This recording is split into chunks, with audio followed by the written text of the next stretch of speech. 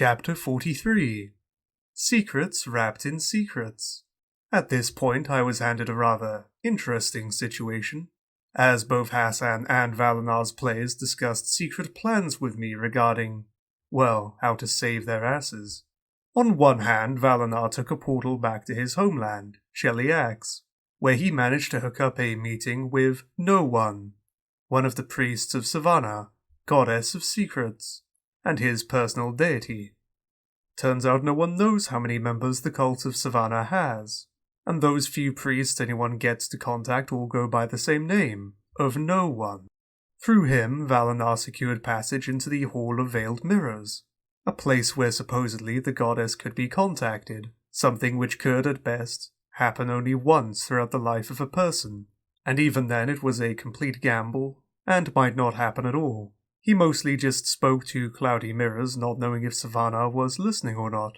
He asked for the following: the power to save what he had accomplished. In return, I shall bind myself to a life of secrecy.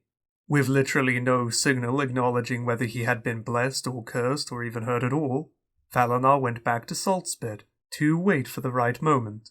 On the other hand, Hassan kept asking questions about Absalom and the trial of the Starstone, and all that stuff, to the point I told him that he would need to do some actual ground research to get any more intimate. So he took one of the guys from the Business Enhancement Division as a guide, and went there to do some checking. Everyone at the table was intrigued at his plan, which he was not sharing in whole, for dramatic reasons, which is one of the things I enjoy the most about this group. After all, as a DM, there's nothing better than having your party surprising you.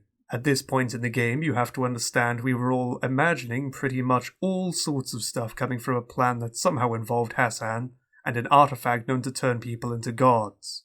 So, after I told him everything he seemed to need, he went back to Saltspit. Yet before he could give everyone a proverbial hug, they were confronted with a gnome full of problems. Chapter 44 Gnome Way Out. I want it! I want everything! Bab Ganoush spread his arms in an all-encompassing gesture. The gold, the fountain, the gems, the wenches, the latrines, the STC, all mine! Hold on to your butt, you little shit, said Hassan. Do you want Forgok to chew you away? Because that is exactly what will happen in 5 seconds unless you explain what the hell you were doing. The gnome laughed. Oh, so menacing! Oh, I'm scared, indeed I am. But you'll be even more scared unless you give me what I want. The barbarian was about to turn him into a digestive element when Bab Ganoush took a tremendously delicate crystal bell from his robe. Nuh-uh, stop right there. This bell right here is the only thing stopping the command word for golem activation from spilling out and sending the entire network crashing down into the planet. The gnome continued. Yes, not so wise to trust me with the command words and give me full access to the golems now, Oh, yes, perhaps you thought I'd be loyal to you because I'd be loyal to money. Well, that's partially true at least. His tone went down a notch, though still ridiculously gnomish. I do love money so very much. Let me get this straight, said Hassan. If we don't hand you over the company, you will destroy the world. Yes, basically, the gnome responded. Aha! And what is there to stop us from killing you and taking the bell once we have handled it? Bab Ganoush thought about it for a second, and then everyone noticed the sudden surge of panic in the gnome's eyes. That bastard was going to throw the bell down and take everyone down with him. Everyone sort of locked into a Mexican standoff. Oh, hold on. Jack tried to calm down the situation. No need to do something stupid we'll all regret.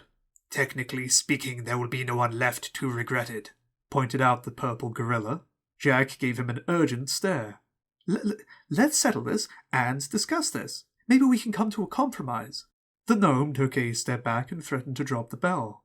Oh no! No compromise. I've worked for you long enough to know what a compromise with the STC will get me. Perhaps you'll use my head to plant nightmares, or drown me in molten gold so you can set me as a statue on your desk.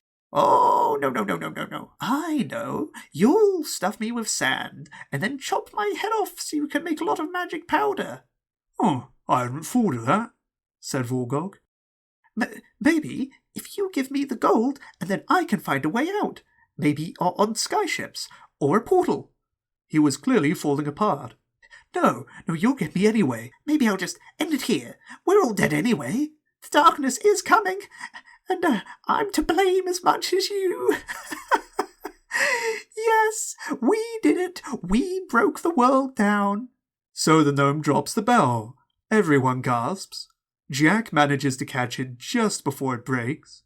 Vorgok pulls Babganoush's head from his shoulders and kicks it out of the window. Hassan let out a deep sigh. Good. Now get that shit disenchanted. And he walked out of the room, while poor Jack just didn't even dare to breathe, holding the impossibly delicate thing between his hands, barely an inch from the floor. No, if you disenchant it, you run the risk of releasing the command words. After all, that is precisely what the bell does. Keep them on hold. We need to find another way to deal with it. Where are you going? We do have a crisis here, as you may well be aware, snapped Valenar. Crisis just got averted. Work to do. And Hassan stepped outside. The priest was boiling with anger, but managed to calm down and whisper, I don't trust him, nor should any of you. He knows the end is drawing close, and he'll save himself, even if it means stepping on us. Nah, Hassan might be greedy, self-serving, murderous and backstabbing, but even beneath all that he still remembers who his companions are, who he owes his life to, and who owes his life to him, he said in a rare moment of verbosity. You shall see, the priest warned. Sivana, if I ever needed you, now is the time, he said to no one in particular while gazing at the looming darkness in the horizon. Fear not, my good companions. This is but another step in the way to greatness. We have come this far, and we shall go much further. Persevere, said Jack, swinging his sword around and stepping onto the balcony.